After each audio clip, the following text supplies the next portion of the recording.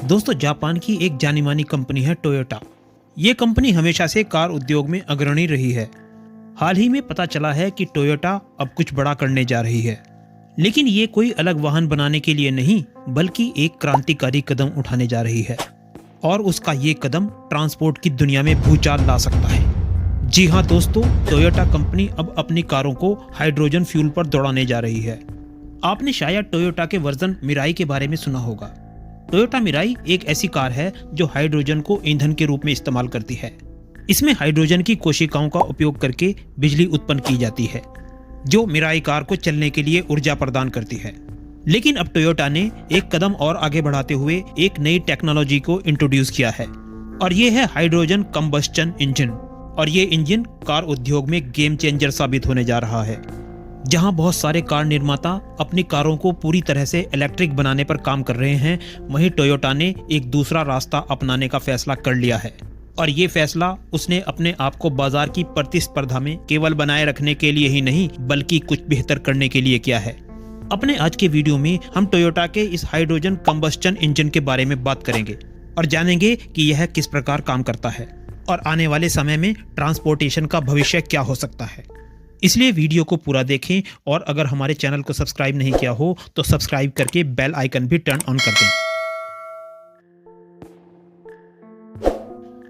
दोस्तों, हमारी पृथ्वी एक गंभीर संकट का सामना कर रही है, जिसे क्लाइमेट चेंज कहते हैं। और इस क्लाइमेट चेंज का पृथ्वी के करोड़ों जीवों पर डायरेक्ट और इनडायरेक्ट रूप में बुरा प्रभाव पड़ रहा है। इस क्लाइमेट चेंज की स्थिति को बनाने में बहुत बड़ा हाथ वैश्विक कार्बन उत्सर्जन का भी है।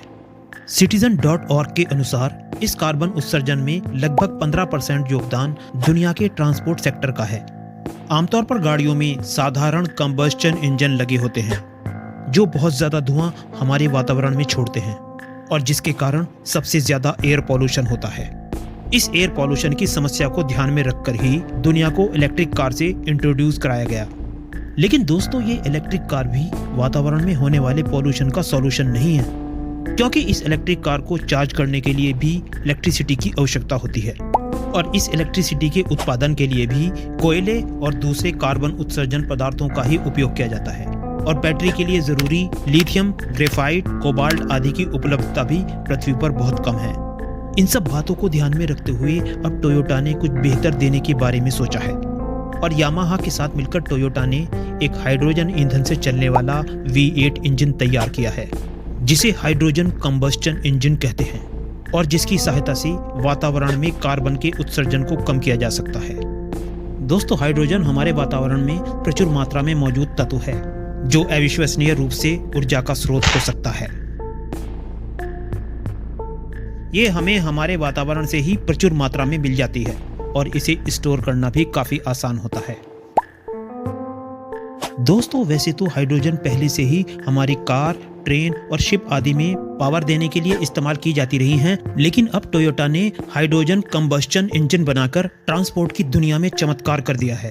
टोयोटा का दावा है कि अब उसके इंजन इलेक्ट्रिक कार की तरह बिना चार्ज किए लंबी दूरी तक चल सकते हैं, और जब कार चलेगी तो धुआं नहीं बल्कि पानी छोड़ेगी, जिससे हमारे वातावरण को हानिकारक कार्बन की जगह जीवन रक्षक जल मिलेगा। दोस्तों, इन हाइड्रोजन पावर इंजन को भी दो अलग अलग प्रकार से इस्तेमाल किया जा सकता है, जिनमें से एक है फ्यूल सेल सिस्टम और दूसरा इंटरनल कंबस्टन इंजन। आइए पहले जानते हैं कि हाइड्रोजन के फ्यूल सेल सिस्टम से कार कैसे चलती है। दोस्तों, हाइड्रोजन इंजन एक ऐसे फ्यूल सेल का इस्तेमाल करता है जो हाइड्रोजन को इलेक्ट्रिसिटी में बदल देता है। जी हाँ, ये बिल्कुल सच है दोस्तों, और ये कोई जादू नहीं बल्कि ये साइंस है। इस प्रोसेस में सबसे पहले हाइड्रोजन को एक मजबूत टैंक में भर दिया जाता है। इस टैंक से हाइड्रोजन को फ्यूल सेल के अंदर पंप किया जाता है, जहां पर एक केमिकल रिएक्शन के दौरान हाइड्रोजन से इलेक्ट्रॉन अलग हो जाते हैं। हाइड्रोजन के बचे हुए प्रोटॉन फ्यूल सेल से गुजरने के दौरान हवा के संपर्क में आते हैं, और हवा में मौजूद ऑक्सीजन से मिलकर पानी बनाते हैं। इसी तरह हाइड्रोजन से अलग हुए इलेक्ट्रॉन बिजली बनाते हैं, जो एक छोटी बैटरी में स्टोर होती रहती है, और बिल्कुल एक इलेक्ट्रिक व्हीकल की तरह ही कार सड़कों पर दौड़ने लगती है। आइए अब बात करते हैं हाइड्रोजन कंबस्टन इंजन की। ये टेक्निक फ्यूल सेल टेक्निक से थोड़ा अलग होती है, क्योंकि इसमें कंबस्टन प्रोसेस काम करता है।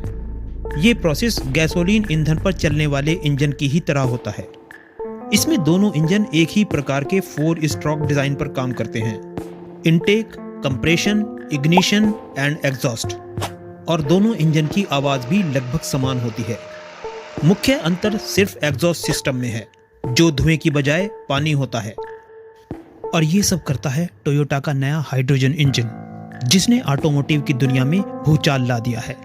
और टोयोटा ने अपनी नई कारों में इस नए कंबस्चन इंजन को लगाने का काम शुरू भी कर दिया है। अब टोयोटा ने अपनी नई कार टोयोटा क्रॉस H2 प्रस्तुत की है, जो हाइड्रोजन कंबस्चन इंजन पर आधारित है। और ये इंजन टोयोटा मिराई में उपयोग किए गए इंजन की तकनीक से बिल्कुल अलग है। दोस्तों, हाइड्रोजन इंजन का इस्तेमाल इससे पहले 2002 और 2005 में BMW भी कर चुका है, लेकिन तब उसने डुअल फ्यूल सिस्टम का उपयोग करते हुए हाइड्रोजन और गैसोलीन दोनों पर आधारित इंजन बनाया था। लेकिन तब उसके कुछ नकारात्मक पहलू भी थे, जैसे कि हाइड्रोजन, जो कि एक हाईली फ्लेमेबल ब्लास्ट नेचर रखती है और उसको स्टोर करना भी काफ़ी कठिन होता है। हाइड्रोजन के दहन के दौरान जो नाइट्रस ऑक्साइड गैस बाहर निकलती है वो वातावरण के लिए हानिकारक होती है, लेकिन टोयोटा ने उसका समाधान कर लिया है। टोयोटा की नई हाइड्रोजन कार क्रॉस H2 को चलाते समय केवल 5 किलोग्राम हाइड्रोजन के साथ आप 480 किलोमीटर तक की यात्रा कर सकते हैं, और जिसके दौरान ये कार धुएं की जगह 50 लीटर पानी उत्सर्जित करेगी, जो हमारे वातावरण के अनुकूल है। टोयोटा की Corolla cross H2 concept car पर अभी उत्तरी जापान में दुनिया के अलग अलग मौसम, सड़क की स्थिति आदि के परीक्षण किए जा रहे हैं, और इन कारों को सड़क पर आने में ज़्यादा समय नहीं लगेगा। और जब ऐसा होगा तो आप इलेक्ट्रिक कारों के बारे में जो कुछ भी जानते हैं सब भूल जाएंगे, क्योंकि टोयोटा का हाइड्रोजन कंबस्चन इंजन सभी कारों के मुकाबले बहुत ज़्यादा फायदे लेकर आने वाला है। और इसके साथ सबसे बड़ा फ़ायदा इसकी बड़ी रेंज है। ये ना केवल इसे चलाने वाले ड्राइवर की सेहत के लिए फ़ायदेमंद है, बल्कि पर्यावरण के अनुकूल भी है। जापान सरकार की उनकी हाइड्रोजन कार से बहुत उम्मीदें हैं। उनका प्लान 2025 तक सड़कों पर लगभग 2 लाख कारें उतारने का है, और फिर 2030 तक इसे 8 लाख तक बढ़ाने का इरादा रखते हैं। इसके लिए सबसे पहले पूरे देश में फ्यूल सिस्टम का जाल बिछाने की योजना है। इन वाहनों से निकलने वाली ध्वनि भी गैसोलीन चलित वाहनों से ज़्यादा अलग नहीं है। फर्क है तो ये बस कि इनसे CO2 नहीं बल्कि O2 उत्सर्जित होता है। दोस्तों, आपको क्या लगता है, क्या टोयोटा अपनी नई हाइड्रोजन कार को दुनिया भर की सड़कों पर उतारने में सफल हो पाएगी? और क्या ये हाइड्रोजन कार दुनिया भर में हो रहे क्लाइमेट चेंज के बैड इफेक्ट को कुछ कम कर पाएगी? आपके इस विषय पर जो भी विचार हों कमेंट बॉक्स में ज़रूर लिखें। वीडियो पसंद आई हो तो लाइक करें, शेयर करें, और अगर चैनल को सब्सक्राइब नहीं किया हो तो सब्सक्राइब ज़रूर कर दें। फिर मिलेंगे किसी दूसरे वीडियो के साथ, तब तक बाय बाय।